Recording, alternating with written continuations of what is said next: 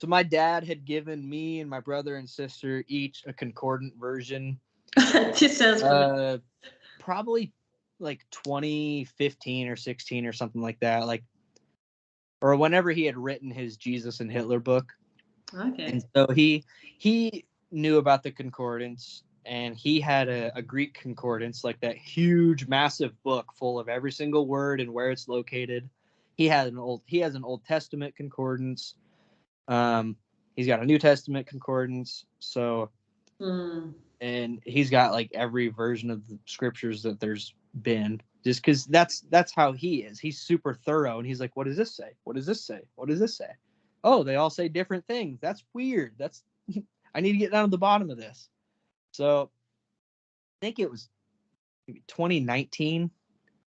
I was living at that house, terrified that everyone around me is trying to kill me. Mm. Um, like literally. Oh, I'm gonna tell you a crazy story where one of the dudes who lived there, he was trying to be some weed dealer. He was not very good at it. But he would allow so many people into that house. Some people were okay, most of them sucked. And I would get home and I broke my collarbone snowboarding like time and day. It's like February of some year, January of some year. I can't remember, but um, that before I broke my collarbone, I would come home from work, sit down on the couch with a bunch of random people that I didn't know. Maybe a few of them I did. We would pass blunts around. We would smoke marijuana. We'd drink beer, and then I would pass out on the couch. Wake up at probably 2 in the morning.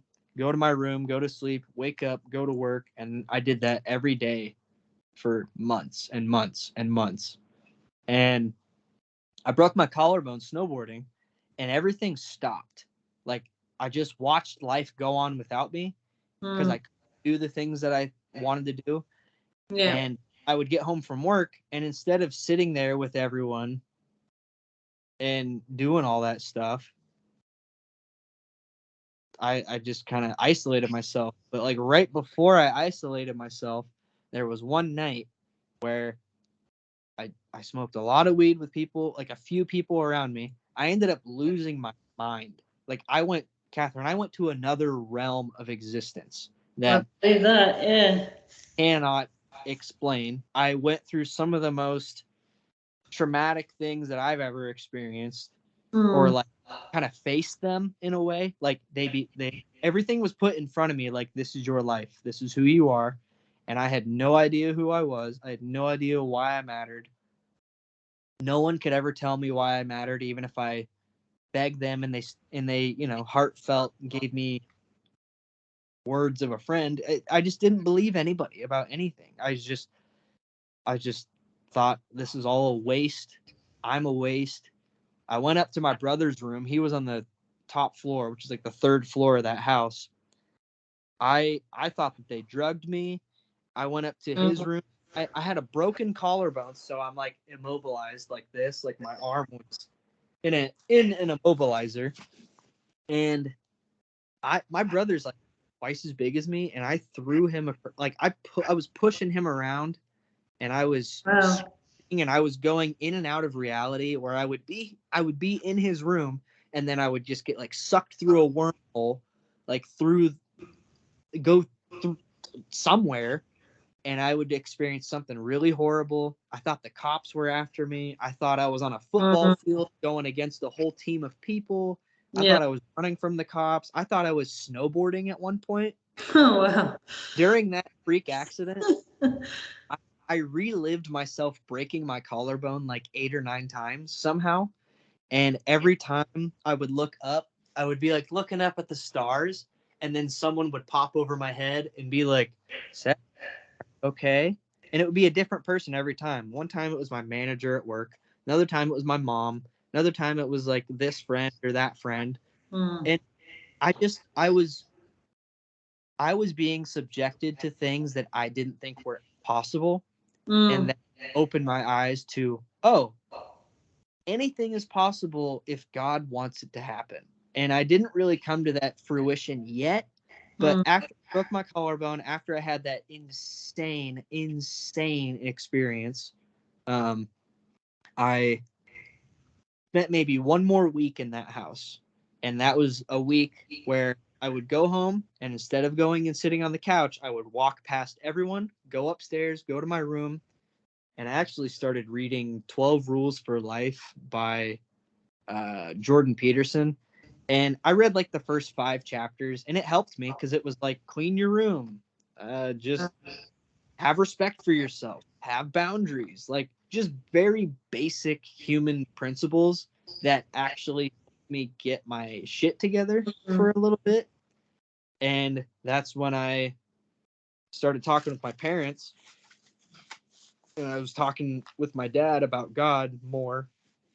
Because right before that, like I said, I was in that mindset of screw everything, do what you want, sin as much as you can, because who cares anyways. And I got to this mindset of, oh, every little thing that we are experiencing matters. Every single detail that we are going through is of God.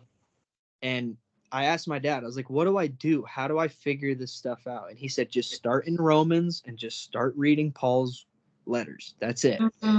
Just I was like asking him for answers, and he's like, Seth, I don't have the answers. You need to just start reading. Do it and have your experience. Like when I first went off to college, he did the same thing. He said, just read, just start in Matthew and Mark and Luke and John and go from there. And I did. I read a few of those books, and I don't know. I worked my way through the New Testament. I read from Matthew all the way through Revelation, and just didn't really have any answers because, I was bastardizing law and grace at that point. But when things started to make sense, I have a friend who, he was in college, and him and a girl, they were both like blackout drunk, and it got to the point where they were going to have sex, and he realized as he was going to have sex with her that she had like passed, and so he stopped what he was doing. Oh gosh. She ended up like calling the cops a few days later, and he got arrested and taken off campus. And I was just like, one of the most, and this was one of the guys that was really, really close with me at that high school youth group, like when I had come out about being sexually assaulted.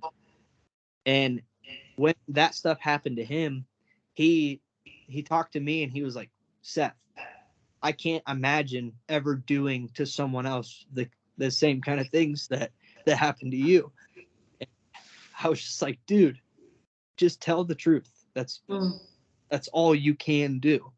And he went through the court system, and it sucked to watch him go through that. And he's severely depressed, and he ended up not going to prison because he was honest and told the truth about what happened. And it just, like, beside the point, it was just like, he was the catalyst. I was about to go and visit his mom and dad and my parents at a restaurant, and he was there too, and I was going to see them at a restaurant, and I was just reading through Romans or something like that, and it all hit me. It was February 19th, 2019, I think, was like the exact day where I I just lost it, and was like, so everything that my friend is going through is for the glory of God. Everything that he is experiencing is going to glorify God. And whether he's guilty or not, he's justified by Christ. And I just like kind of fell to the ground in my bedroom with the scriptures in front of me, and was just like, this is real. Like, this really is the truth. That didn't happen by chance. That didn't happen because of his decisions necessarily. There are way, way bigger things happening here than just two people who had a bad interaction. And I'm looking at my friend go through all of this stuff, and this guy he'll tell you the truth, even if it's the least popular thing in the world, because that's just who he is. That's what he wants to do. He wants to be real with people. And I never felt like I was being deceived by him or lied to. I was just like, God has him exactly where God needs him. And I'm just the idiot friend on the sideline who wants him to be okay. And he was the moment where everything clicked. And I just was like, so it's not all for nothing. There is purpose here. And I don't have to give life purpose. It already has meaning. It already has a purpose. And that's all found in Christ. But before that, I didn't have any idea. I wanted to say it was Christ, but I couldn't say for sure. Where now, oh yeah, 100%. It's all going to be made one through Christ. Everything. And we look around the world today, and we wouldn't say that based on observation, but that's why this is a faith ordeal. This is a belief ordeal. It has nothing to do with what's being observed. And Yeah. So when did you come to realize the death and tomb and resurrection? When was that? Was that around about the same time? It was probably the same time, just because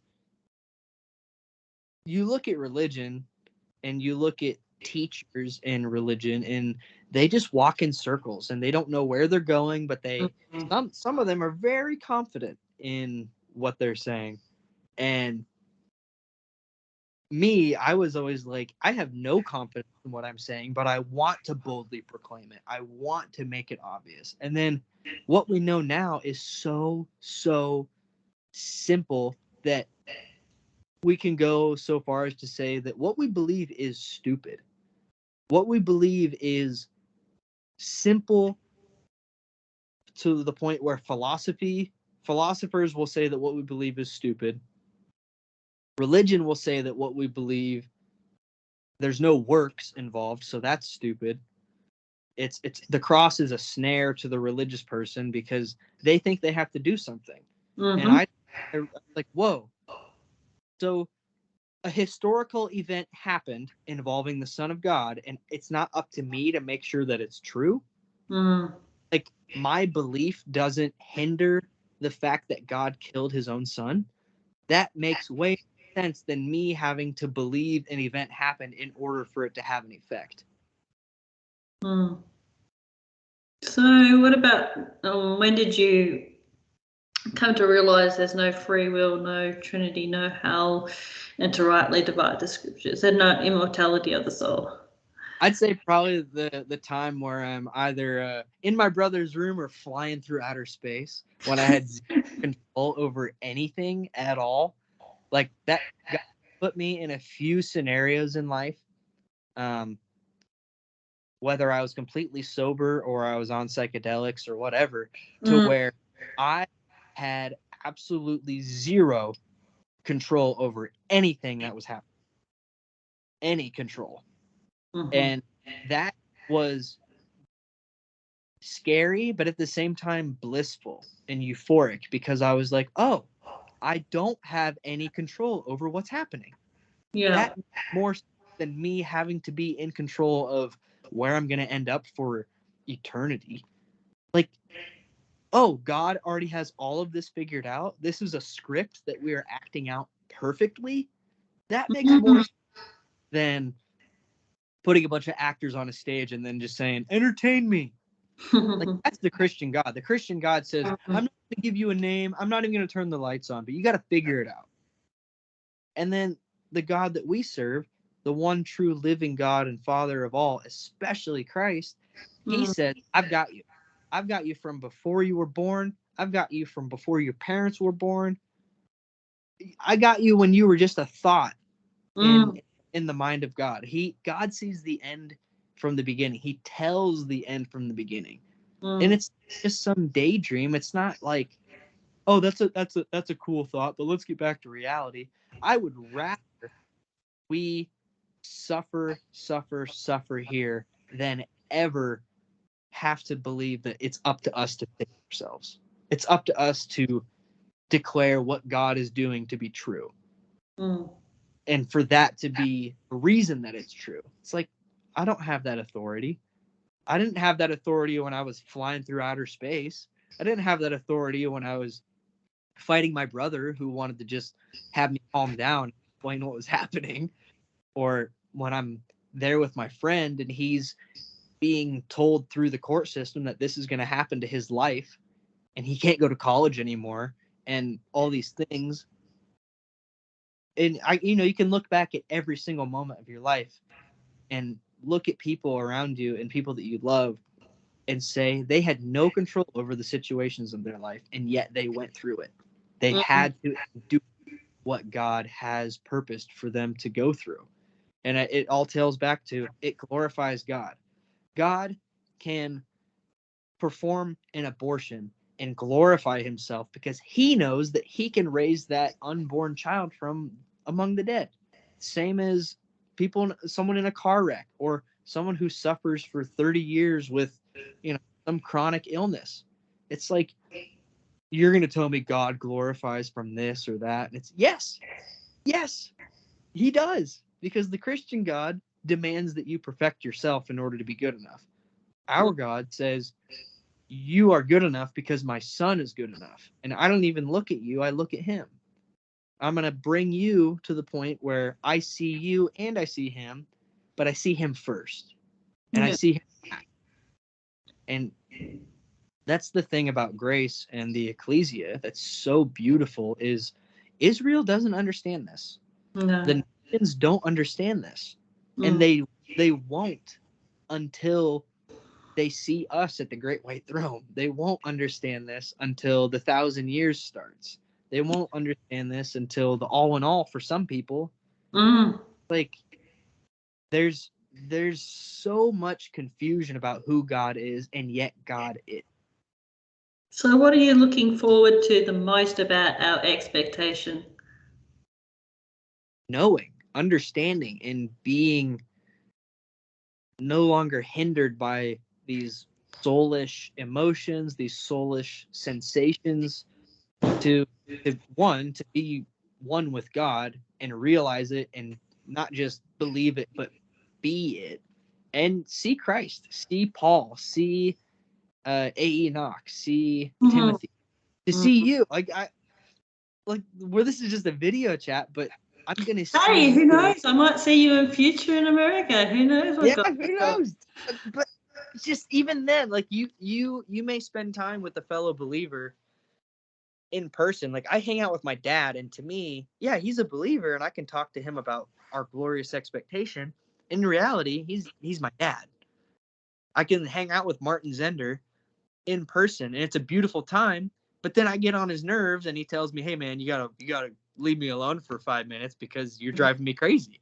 Like, I can hang out with Rob Weil over video chat, and him and I used to have conversations where we would get on each other's nerves, and we'd be like, I'm tired of this. And we could tell it was a spiritual affliction, or it was, things that we couldn't see affecting us. But it's like, we're not going to get irritated with each other. We're going to be able to look down at the tribulation and see the glory of God in it. We're going to be able to look down at those who do not get into the 1,000-year kingdom of Israel, who are outside of the New Jerusalem with weeping and gnashing of teeth.